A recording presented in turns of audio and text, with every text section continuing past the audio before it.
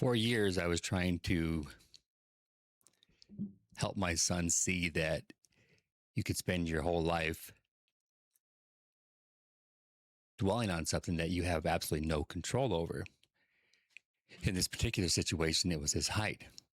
He wanted to at least be average height, but it's obvious he's not going to be.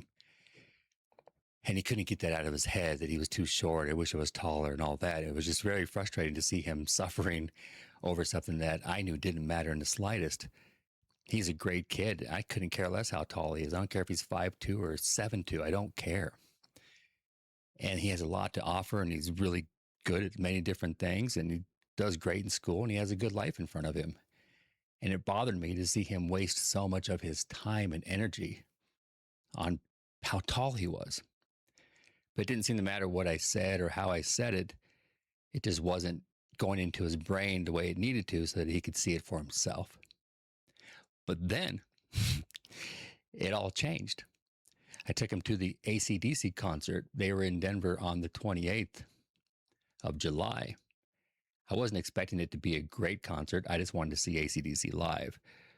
But they really impressed me. I thought at 78 years old, Brian Johnson wouldn't be able to really put anything behind his singing and all that. But my God, he was so good. And Angus Young was just phenomenal.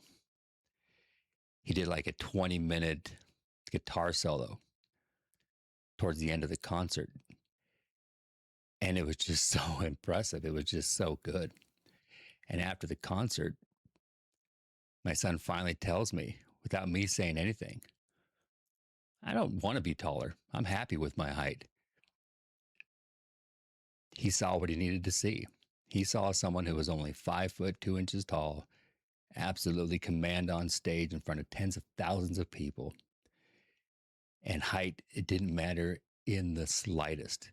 And the fact that he was 71 years old and could still run around the stage, get on the floor, spin in a circle. I mean, there's a lot of advantages to being shorter. You're much less likely to have issues as you get older with your limbs and things like that.